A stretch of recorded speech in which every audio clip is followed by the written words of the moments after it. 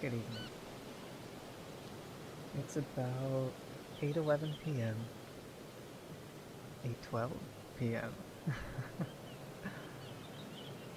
Monday, December 16th, 2024. I kinda just want to talk.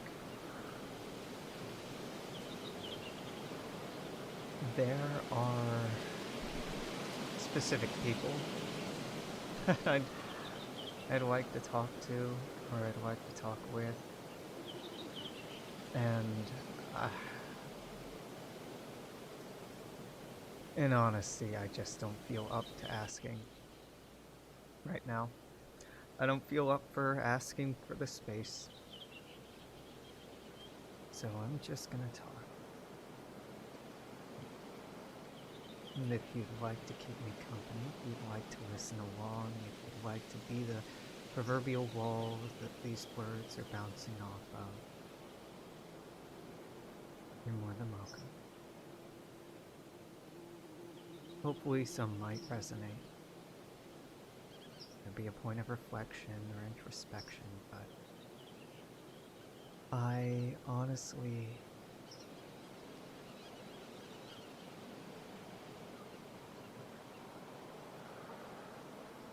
I just need to talk.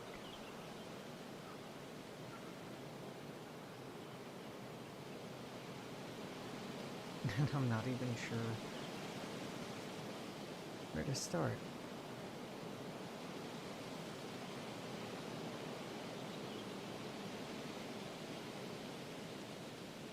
My Uncle Phil is one of my mother's 3 older brothers.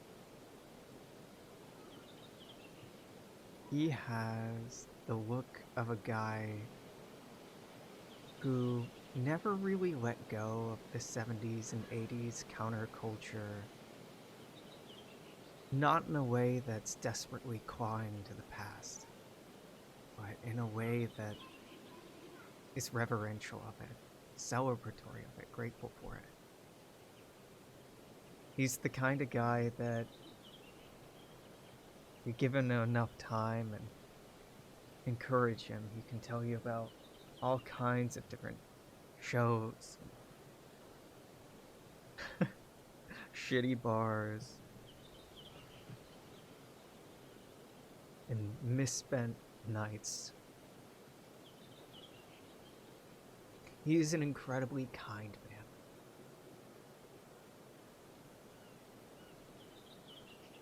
He has had a hard go of it, of life, in a way that I've always so deeply respected and admired. Not in the fucking Protestant work ethic, he just kept at it way, no, that he's been able to weather life and remain soft and remain kind and curious and thoughtful and inquisitive, despite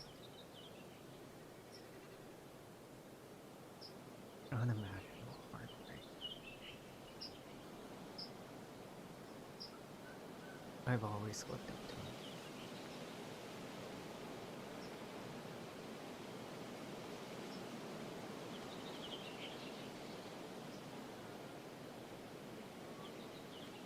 When he lost his first wife, and they had 2 young daughters,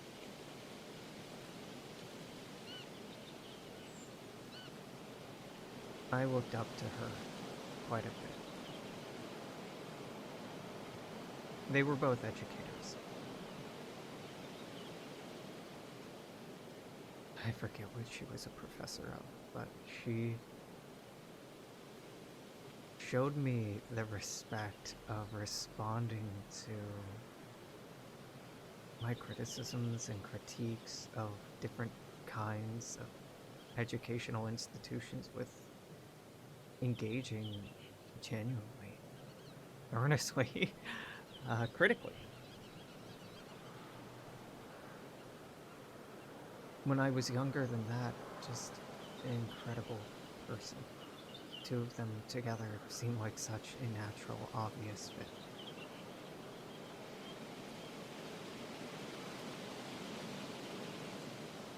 When she passed away, I didn't know what to do. I didn't know what to say.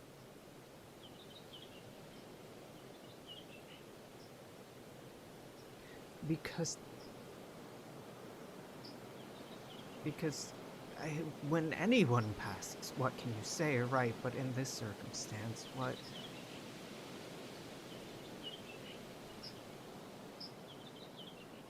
could I say that more poetic, more thoughtful, more insightful, more familiar faces have not already said? What insights and perspectives could I provide except my own?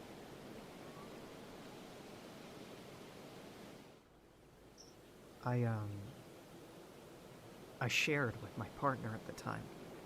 And for the life of me, I can't even remember who it is clearly. I shared what I was going through, and they held space for me for a night, and then moved on.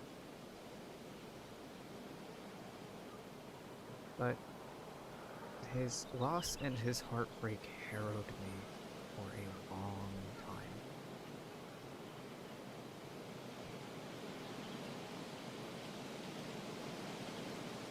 I am a obnoxiously, unrepentantly, unforgivably romantic person.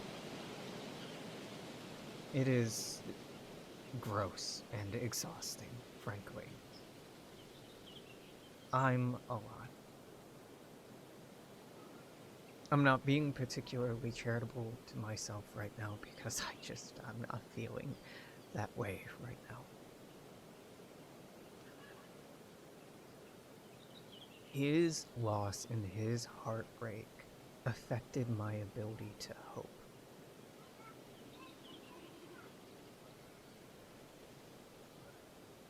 It was a stark reminder of the randomness, injustice, and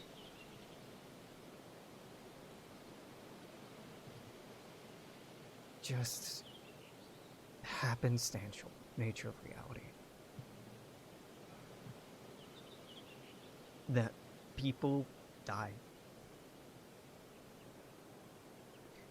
And heartbreak happens, and loss is suffered, and there's no greater story, there's no greater narrative. And we can cope, and we can make that stuff up, and we can try and construct that for ourselves as a lattice to move forward, but it doesn't exist on its own. And sometimes things are just bad. Sometimes things just hurt.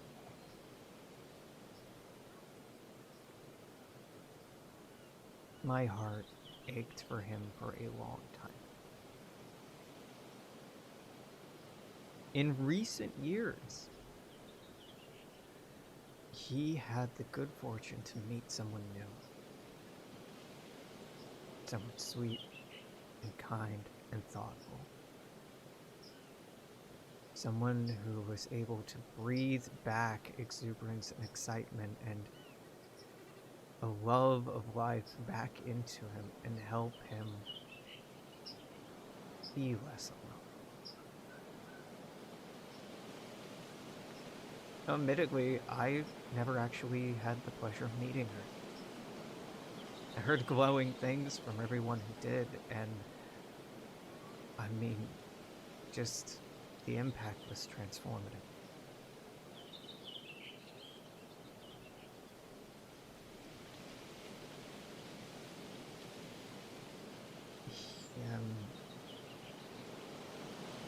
She passed today. And again, I didn't know her, so my heartbreak that has roiled me today. This afternoon, I should say. Has nothing to do with her. Honestly, has little to do with him except my indignant rage at an uncaring universe. And more to do with me. My own tenuous relationship with hope, with belief, with faith, and I'm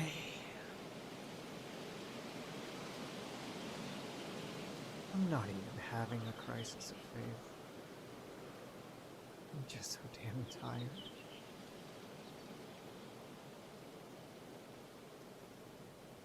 I'm tired of hoping. I'm tired of hoping because good things happen and people still get hurt.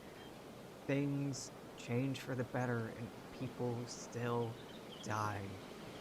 People work hard and go to therapy and put in exhaustive amounts of effort to turn things around, and then they still are suffered upon by unrelenting loss.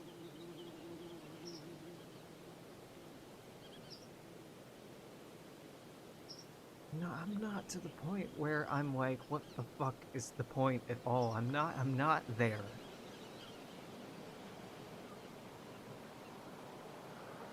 But I am.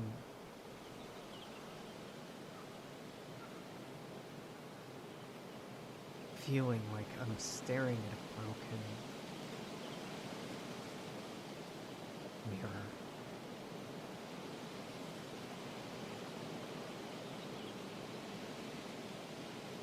So many shards and slivers that can never be made right again, never put in the right place.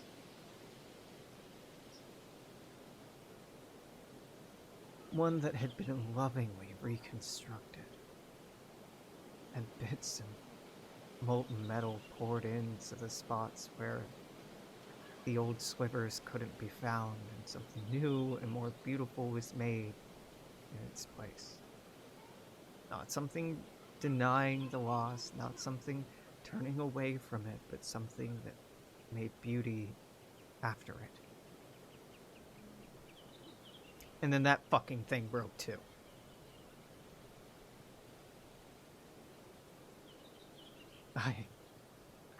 I recorded a very authentic, very raw, like 10-minute piece of audio on TikTok right after I got the news.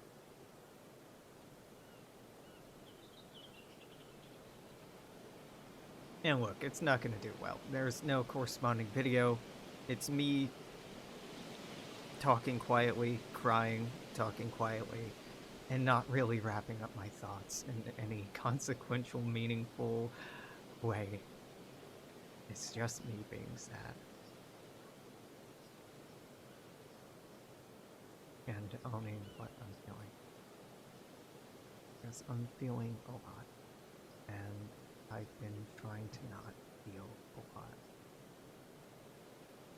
And that's not great.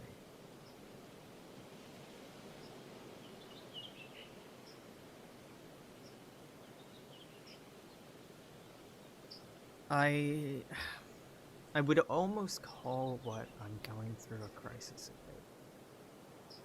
Almost. But like I said earlier, it's not really faith, it's more hope.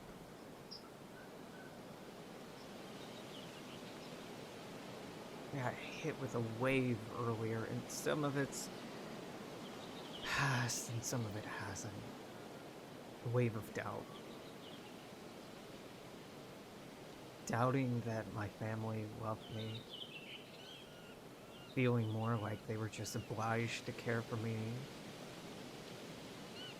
Maybe did so out of guilt. But the enthusiasm and excitement and exuberance that I so want and expect and feel when I love people so often feels like it's not there. That I'm just around that I'm just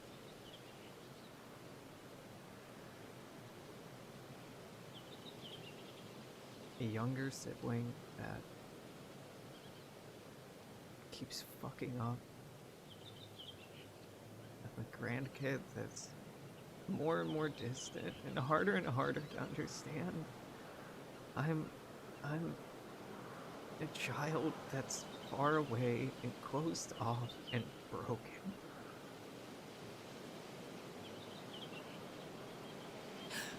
And it's really hard to believe the stories that other people tell me about myself.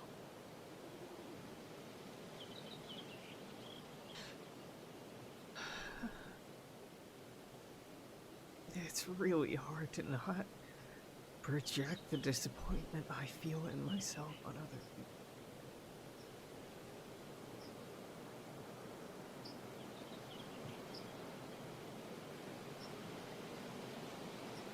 I was talking about how it's hard for me to feel like my friends love me when so many of us are so distant. It feels like we don't really know each other. Some of us do, some of us don't. And that we're more remembering intimacy that used to be rather than experiencing intimacy that currently is. And what I'm supposed to do is just go along with it and play along with it and act and do my part and be in that role and not mourn for what's been lost or sit and hurt for how far away everyone feels now.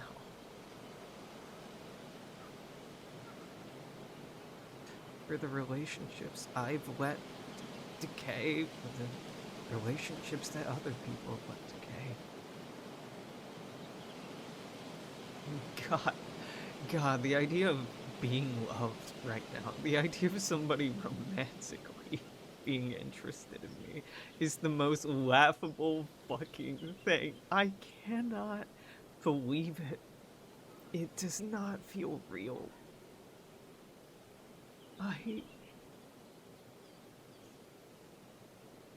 I'm fun sometimes, and I'm entertaining sometimes, and I'm a good distraction, and I make noise, and I can make someone feel good about themselves, remind them of all their positive qualities. I can hold space, I can be a companion. But why the fuck would anyone ever choose me?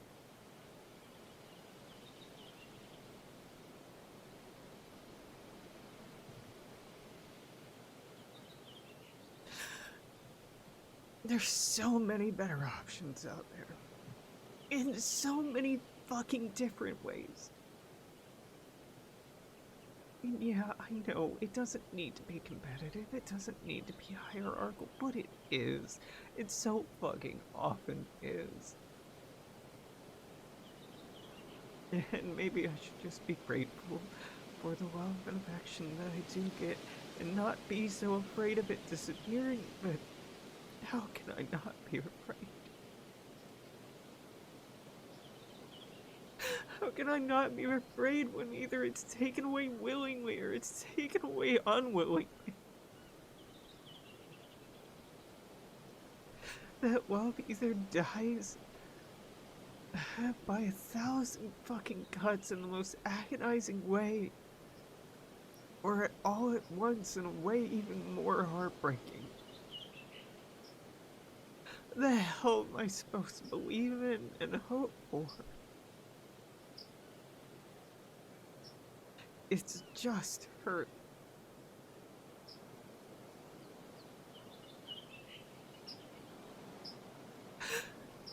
And it's so selfish. It's so selfish of me. I suck so much that I can't when I'm like this. I cannot believe. It just does not compute that people love me. That people care. That people would want to love me or want to spend time with me or even be attracted to me. it just feels incorrect. And you have any fucking idea how destructive and toxic this feeling is? For healthy relationships? For people who do love me? It's such an arrogant fucking thing.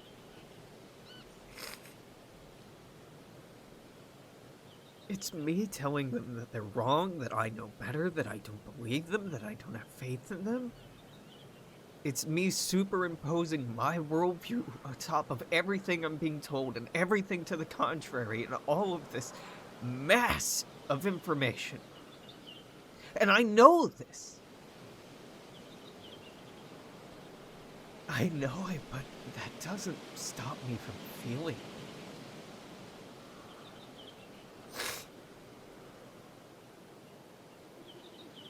So I want to be told that I'm wrong, and I want to be reminded that I'm wrong, and it'll stick sometimes, and other times it won't. Sometimes it sticks for a long time, sometimes it doesn't stick at all. But I'm so difficult to love. I'm so difficult to love, and I have had that explained to me dozens of different ways, on dozens of different occasions, by dozens of different people, using a menagerie of different words, contexts.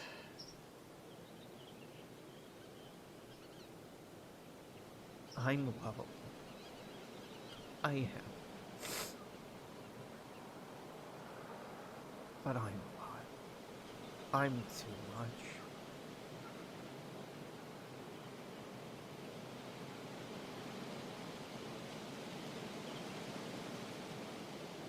I'm so fucking insecure right now. I'm so insecure, it is pathetic.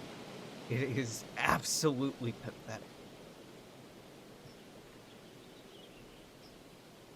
My ability to give myself self-esteem, my ability to give myself security and confidence, my ability to hold water for myself is just not in a good place right now.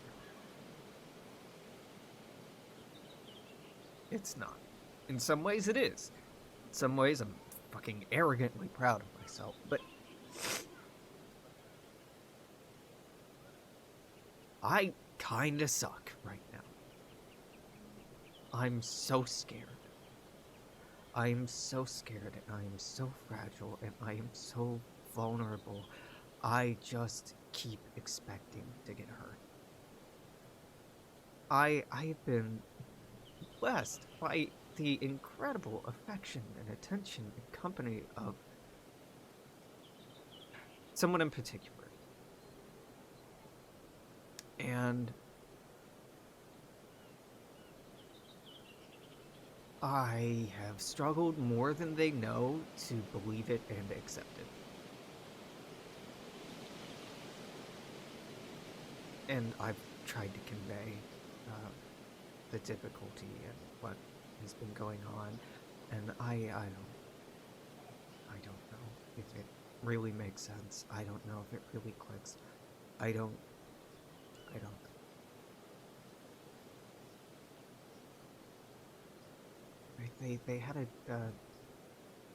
They had a hard day today, and they had good things that happened too, but they had a hard thing that happened, and my immediate reaction was, I want to be there for them. And then, because of the same time that I was talking to them, I got news about my aunt. I immediately started spiraling.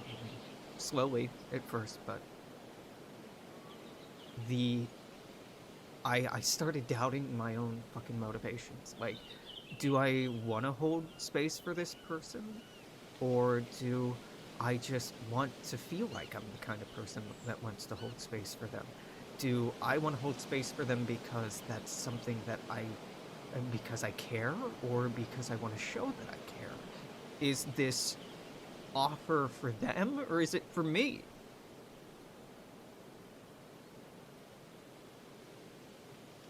Like, I didn't even fucking ask what it is that they needed and wanted. I just assumed and offered something with no idea if that was the right thing to offer or the right thing. And it's really easy, kids. It's really easy. What I'm describing here, if you're not sure, say, hey, is there anything I can do? I'd be happy to hold space for you. I'd be happy to do this. I'd be happy to do that. And I like, look, I'm gonna show that I'm cognizant of how fucking small of an issue this is. That I could just do exactly what I was just describing. Go, hey, I care. I'm sorry that this happened. How can I help? What would you like?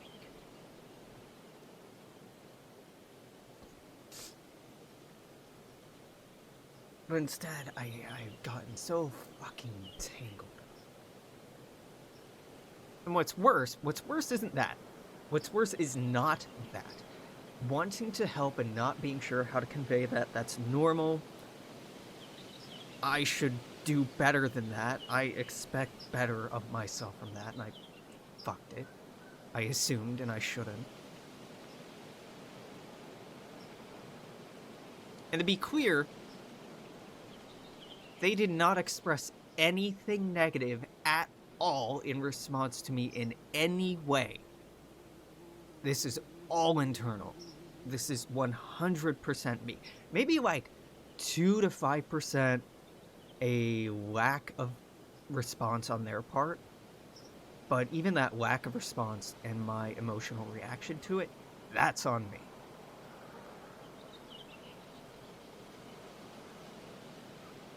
They talked about going on the day not being all that bad because they went on a date with a friend.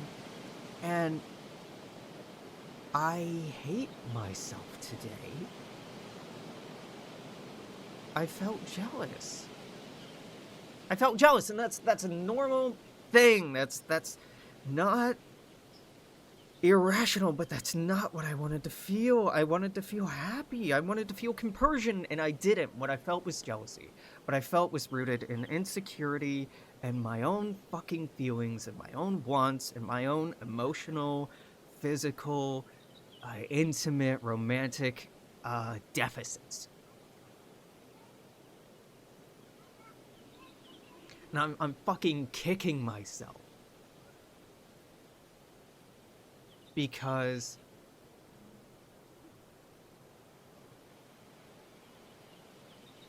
I'm being so goddamn selfish. I'm so wrapped up in my feelings and in my yearning and in my wanting that I'm it's okay to center what you want, to honor what you want, but it's getting to the intensity where it's drowning out my consideration to what do you want? What do you want?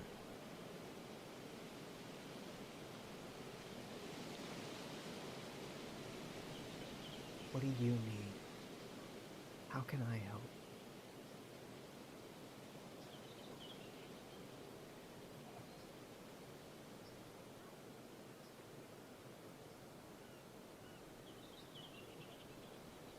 That question, what do you want, is something that with this particular relationship, I do not know the answer to. And I try to not make a big deal about it, but it drives me insane. I don't understand. I don't understand what they want, even though they have kind of, sort of, at times conveyed it. It hasn't sunk in.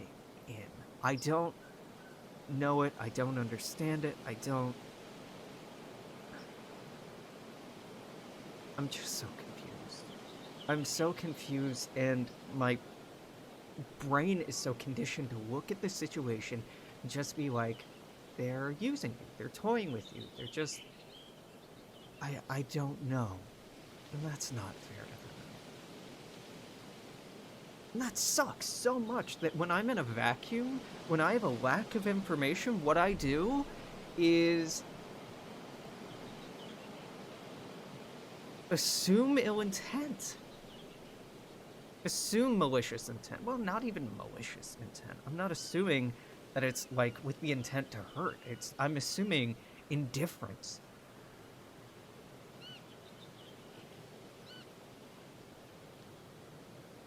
I'm assuming indifference. Which I think speaks volumes to my last relationship. But you know,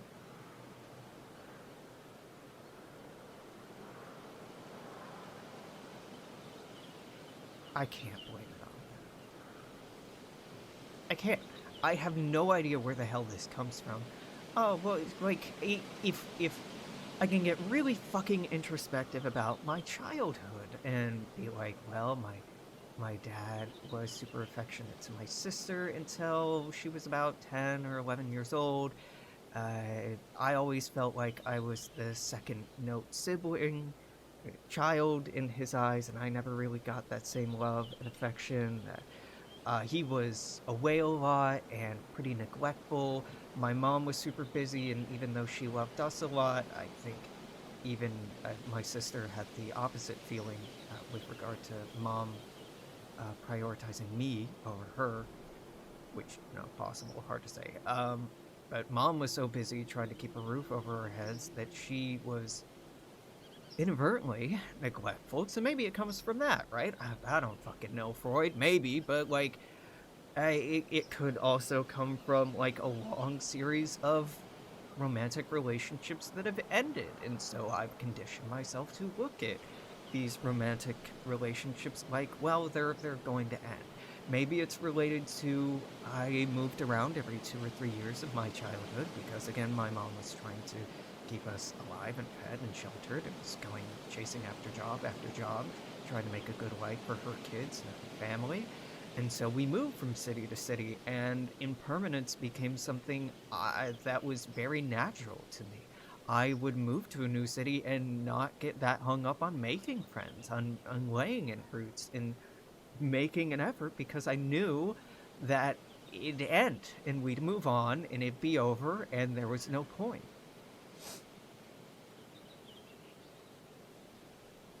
Yeah, it could be all of these things. It could be all these things and other things I'm not even considering, right?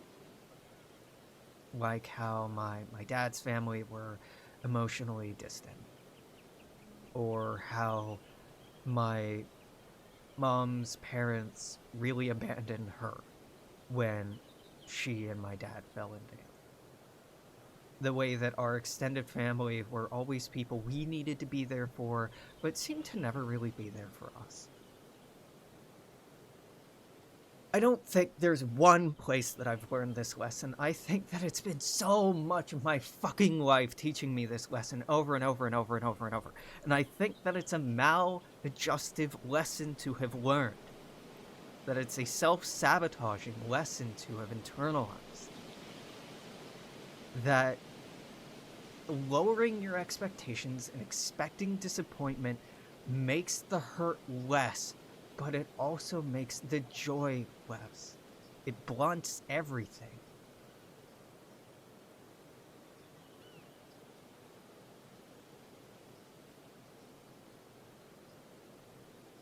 Like, what a fucking piece of shit I am. That what I need from this person that I am head over heels for in the stupidest way that fucking-fies me.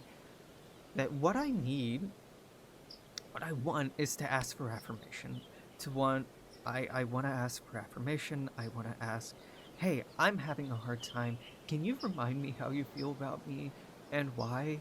Because it doesn't feel real right now and I'm really untethered, and that would help a lot. I don't want to ask that because I don't want to be burdened, because I don't want to push people away by being high maintenance. And also, it just feels so fucking selfish because I know that they had a hard day. I know that they have other emotions that they're processing. I know that they have other things that rightfully they're viewing and prioritizing. I want to give space for that, and I don't want to take up that space myself. And in this particular relationship, I feel like I take up so much goddamn space, and I just want to give that back, and I feel like that's not happening. It bothers me, and it feels like it bothers me more than it bothers them.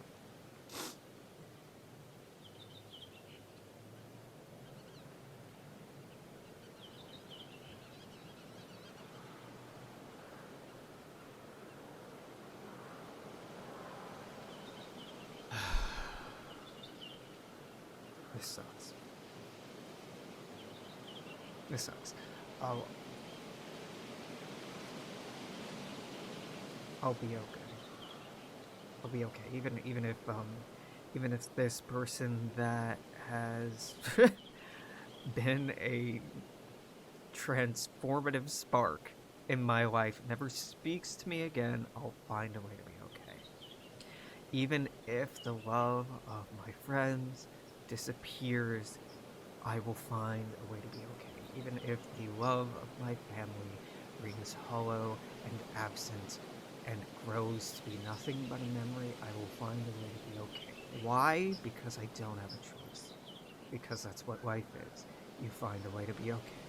You find a way to move forward. You find a way to cope. You find a way to breathe. You find your next meal, and your next breath, and your next place to rest. And you just keep moving forward. Because as appealing as it is to stop, to take a break, to rest, so often what that looks like is just sautéing in the fucking misery. I'm not talking about being in denial. I'm not talking about not processing your feelings. I'm not talking about not honoring your feelings. But I am cynically trying to give myself a silver lining.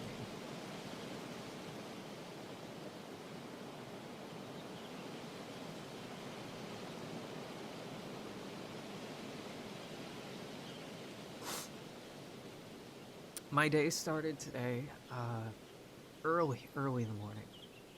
I took a nap yesterday afternoon, which is truly not a thing you should do if you're in your 30s. It'll fuck your sleep schedule right up, and bouncing back from it is hell. So my sleep schedule is decidedly F-U-C-K-E-D. It is fucked, fricked, unforgivably thrown off for a while. I was writing a letter this morning. Around Christmas, around the holidays, I like to write letters, particularly to my grandparents, because I'm not around. I'm not around. And I want to remind them that I care and that I'm thinking of them and that I love them. Because I'm aware. I'm aware of the endemic nature of depression and isolation as parents and grandparents get older. How neglected older folks particularly are. And as someone who has been neglected, someone who does suffer from depression, someone who I clearly, as I've demonstrated in the way that I've talked about myself and my feelings for the last 40 fucking minutes, I get it. I get it. It's very real and it's very personal to me. So I try to write letters because letters are such a tactile reminder that somebody loves you, that somebody cares, that when you're struggling, when you're spiraling like I am today, you can go look at old letters, read through them, and remind yourself. You can look at the words and they're real, they're ink on paper. This is a thing you can touch and smell and feel. They're not just words on a screen that scroll by and get archived and maybe lost when a server goes down. They're real. I have a box full of love letters and meaningful notes that people have given me since I was like 12 years old, and most of them are heartbreaking to read in retrospect, but they're real. And in some of my darkest times as a young adult, those were some of the things that did the most to get me through and ground me. But like I said, I was writing a letter this morning. It was on small paper, but it ended up being 4 pages. Maybe like a full page on an 8 by 10 piece of paper. These are small pages.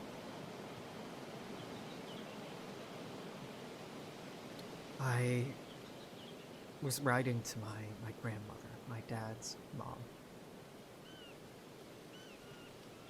reminding her that I cared, applauding her for strength and resilience, and telling her why I haven't visited and why I'm probably, I didn't say it this way, but why I may never visit again.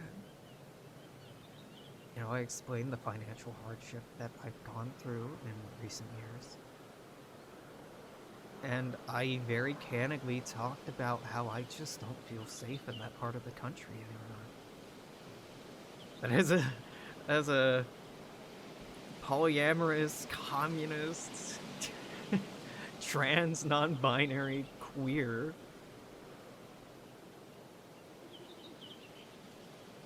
and an agnostic atheist, how could I feel safe there?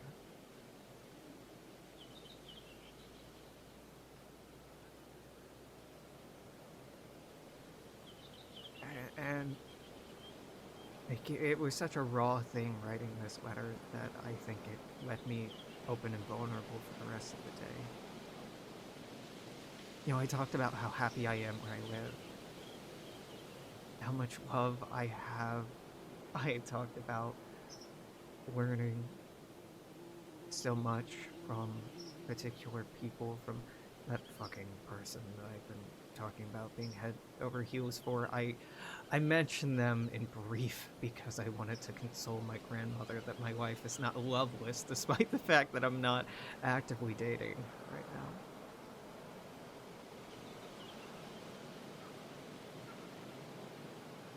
Though I did convey that grandkids are not a thing that she can expect from me. And it's a very vulnerable, fucking scary thing to do, to open up this much and be like, hey, so like, here's what all these changes mean. And I can't come back to see you.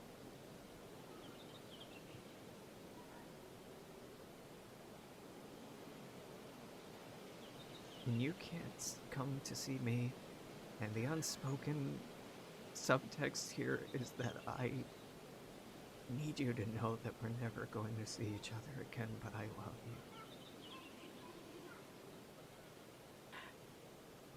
you. And I felt like I did an okay job at writing it in a subtle, sweet way. I couched it in so many positive affirmations and expressions and gratitudes. She deserves that honesty and that information. So I wrote that one letter today. And I need to write more. I need to write to my mom's parents, and my blah my mom's mom has Alzheimer's that was diagnosed this year, and I have to write the same letter to them, and I keep not knowing how to fucking start because I know she's not gonna remember. And I don't want to write a letter that has bad news in it, even if I couch it in flowery language. Even if I use all the fucking clever, sly-ass little bitch tricks that I have to make it the softest way to convey the information possible. I know that she might not remember, and she'll read the letter again, and it'll be all new again for the first time. It's hard enough imagining doing it once. But I don't want to lie, and I don't want to hide who I am from these people who mean so much to me.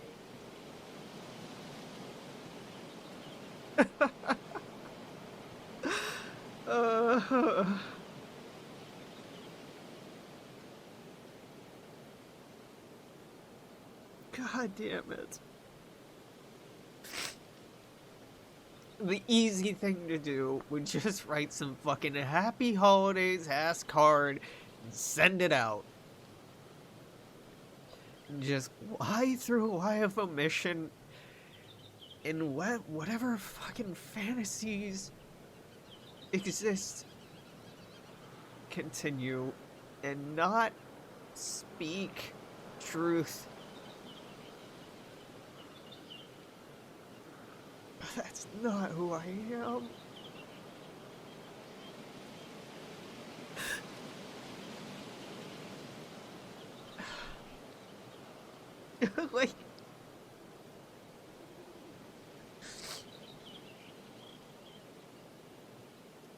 like part of this letter is conveying to them, to my Baba and Woo, that when I change my name, when I legally change my name, I'd like to take their last name. Because they have been so much more family to me than my dad's side of family, frankly. And I want to honor that. I have so much fucking heavy shit that I want to talk about, and I've had a sticky note on my desk, on my monitor, for months. Now, for the better part of a year since I first got this news of her diagnosis, saying, right, Baba and Vovo. I've looked at it every day, and I've thought, yeah, I really need to do that. Yeah, I really need to do that. Yeah, I really need to do that. And every day that I don't do it, it's a worse day than the day before to do it. These chronic conditions,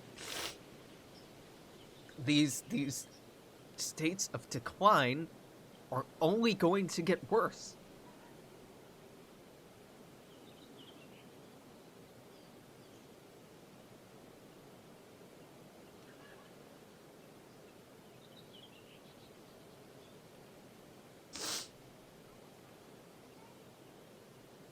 It feels so selfish to take time to try to process what I'm feeling and to grieve. And God, it's so fucked to feel grief for someone who's still alive. That's so selfish.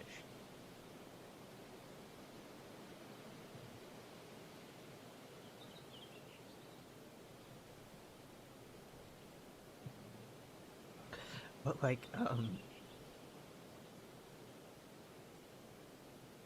I lied, a couple of nights ago to this person that I've been spending a lot of time talking to. This person I'm head over heels for. I lied to them. I asked them a cute hypothetical: if you could take me anywhere that I have never been on a date, where would you take?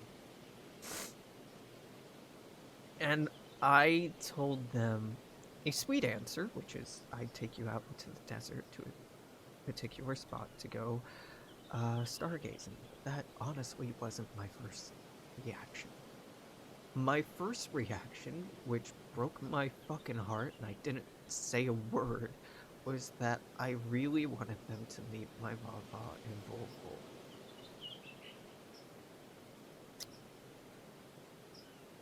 But those people that I remember are not the people that they are now, and the person that they remember is not the person that I am now. That these people I remember from 10 years ago, they're older, dog. They've had strokes at the best and Alzheimer's at the worst.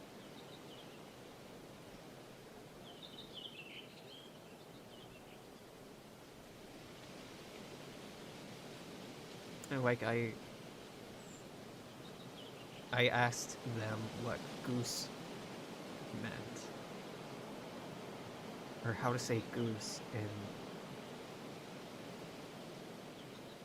in the language, their birth language, and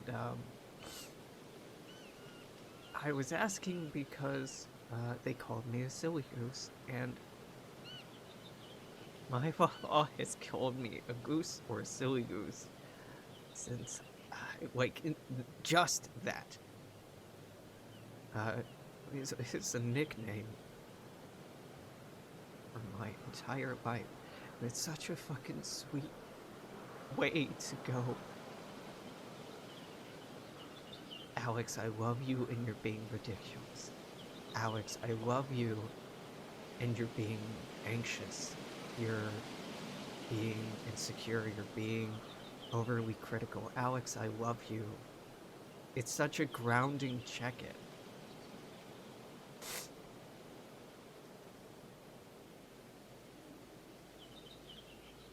So I don't know how the fuck I'm gonna write that letter. I know that I should have months ago, and I know that I need to. I just don't know how.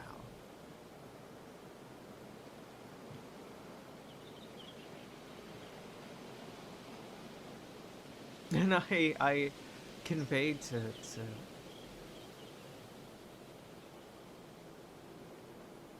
this paramour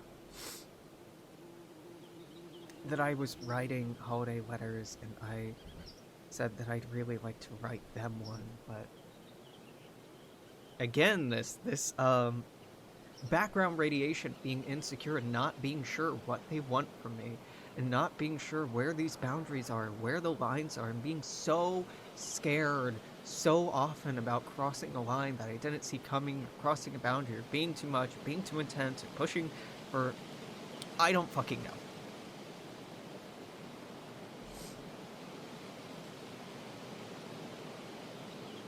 They said that it was sweet.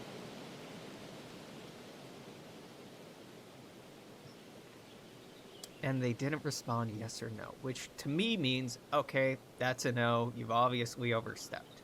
But they didn't say that. I'm just reading through the fucking lines.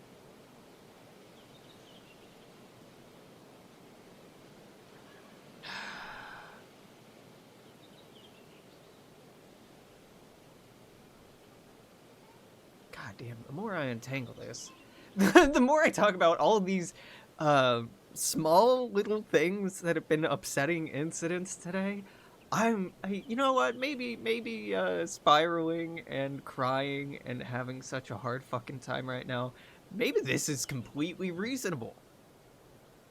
Maybe I'm not as much of a fucking wreck as I am guilting myself into thinking I'm being, because I'm dealing with feelings of insecurity, of jealousy, possibly rejection, of vulnerability, of honesty, of grief, of loss, of fear, anxiety, heartbreak, loneliness, along with like greater existential fear about like the state of the world, the state of the nation, the state of my city, my own financial state of security, how hellishly quiet the job market is in November, December, and how fucking hard it is to even hear back a rejection at this time of year, and settling in for, okay, I'm not going to hear anything back for the rest of the year, I'm going to keep trying, but I'm just going to keep being disappointed and either shot down or ignored, feeling like I don't know what I'm doing with Christmas or New Year's, that I feel like a third wheel if I spend time with certain friends, and I don't want to impose there, but I'm also really lonely, and like I really want to fucking cuddle, but the people I want to cuddle are nowhere near here. person I want to cuddle. I'm fucking fixated in... Joking. I am joking. This is a joke. Monogamy pill. That was a joke.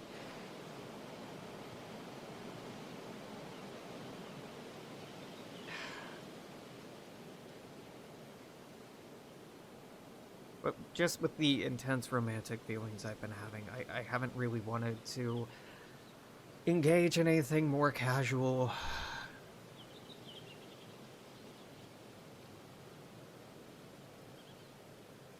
Just because that's not where my head's at, and that's not where my heart's at. And if I can't be present, then I don't want to be around, if that makes sense.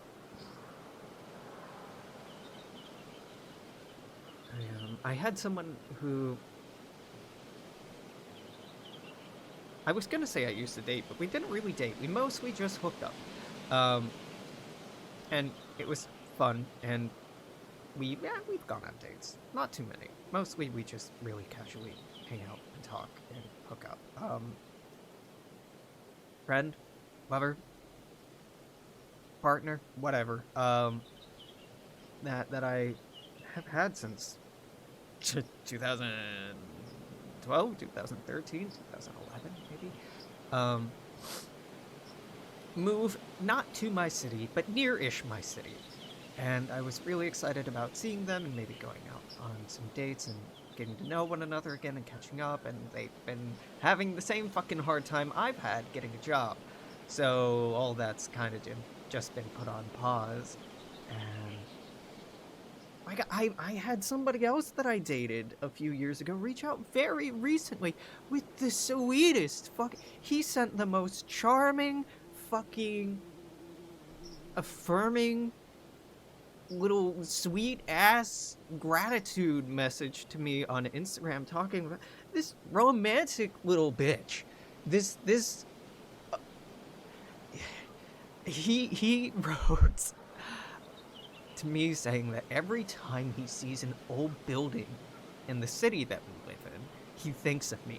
There are a lot of old city buildings in this fucking city. And is someone who loves history and is deeply nostalgic for that kind of thing. It's just so touching.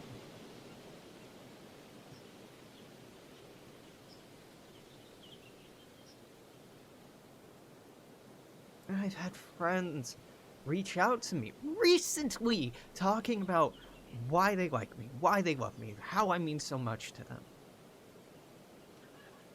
how I'm there for them, and how they're there for me, or, you know, nostalgically thinking about the past, or, you know, saying that I'm never a guest when I visit them. I'm family, or that, you know, none of the other relationships they've had since childhood have meant as much to them, or that they know that they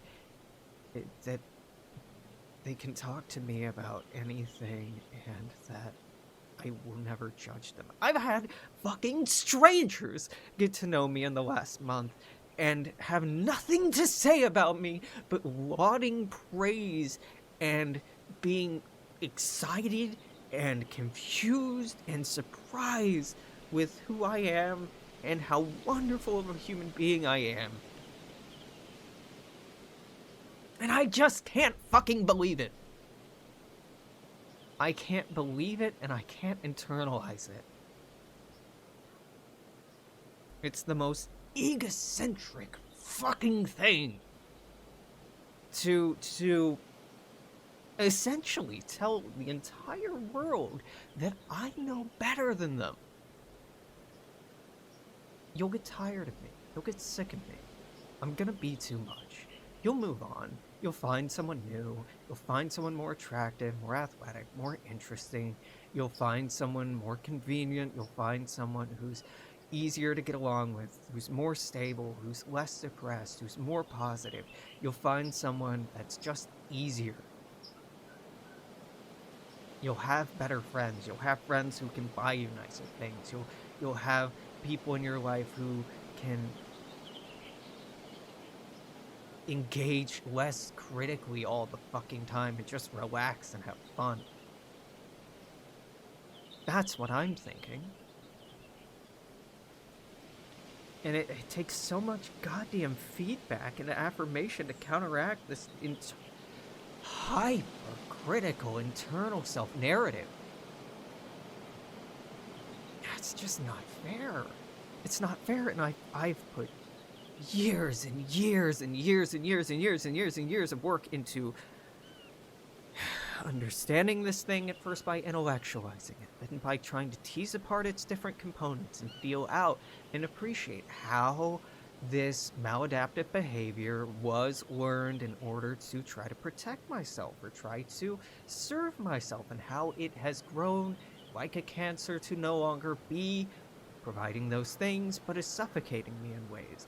I've made intentional efforts to practice things like gratitude and mindfulness to try to become more in touch with these things that I'm so capable of knee-jerkingly rejecting. I have done so much work, and it is exhausting looking at how much work there is yet left to do.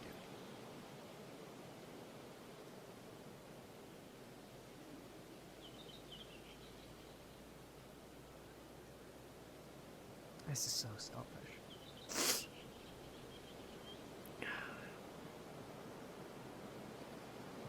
I'm okay.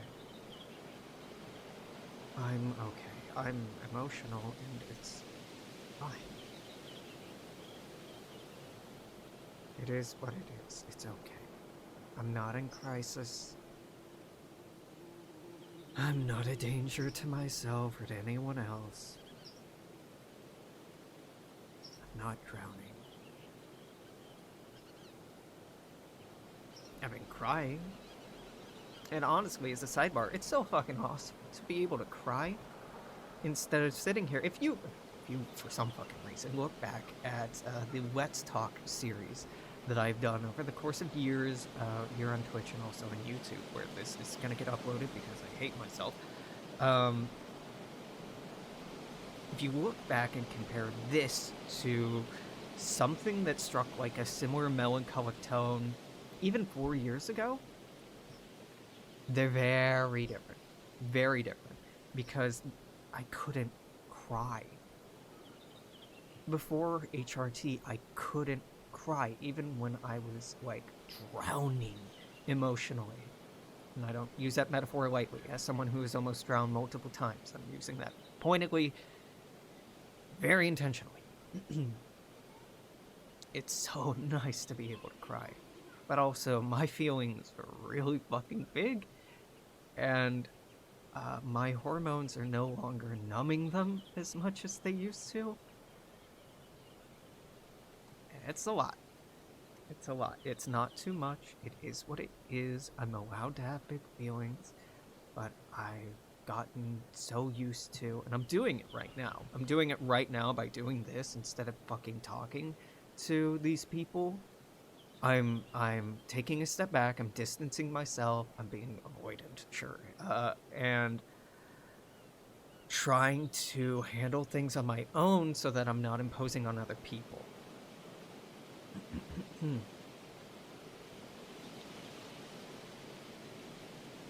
And, you know, that wasn't a sustainable strategy before, and I don't know if it's a sustainable strategy now, given how my emotional processing has changed and is changing.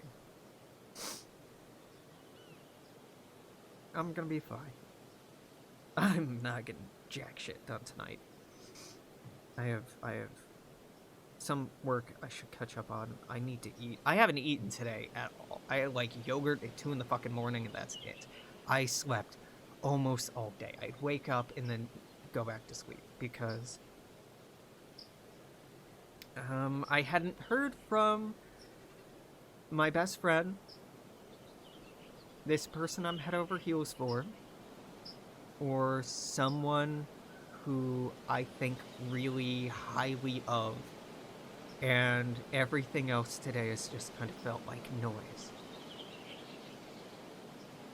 And so if I woke up and there wasn't a new message or DM or dude, that's redundant to say. New message from someone I think highly of. I just doom scroll on TikTok, then doom scroll on Blue Sky, read through posts on Discord, not respond, and then go back to sleep. I've done that to the point where I cannot sleep anymore. And so that avoidant behavior has led me to the place where, okay, now I actually have to process my fucking feelings, and it's good and fine, and I'll be okay, and no one hates me, and I'm not too much, and I'm not gonna scare people away, and even if I do, that's okay. I want people that I care about to be happy, and if they are happier without me, if my interest in their well-being is genuine, I can hold these two truths to be true at the same time without letting them be exclusive, right? I can hurt and I can mourn, and I can also be happy for someone, for advocating for themselves. So even if the fucking worst case scenario that my scaredy bitch brain is thinking of is the case, you know what, dog? You'll live. You'll live. I have no idea what content I'll be back with. I was playing Wind Waker.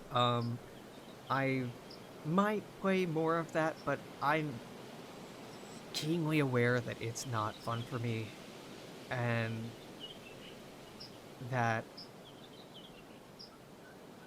I don't want to play it and get frustrated or bored because it's somebody else's favorite game, and I was playing it because this seemed like a cute thing to do, and I like it's neat, and I'm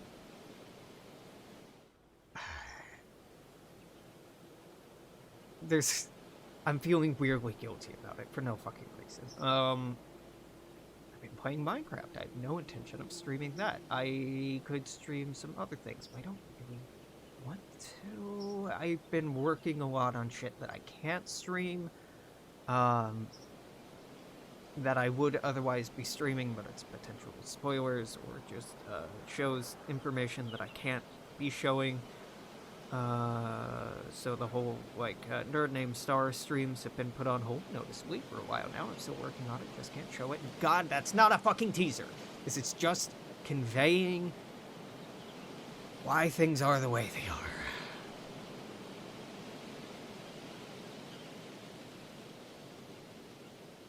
I'll be around. Until then, whenever that happens to be, I'm gonna say toodle. Take care. I'll see you then. Bye-bye.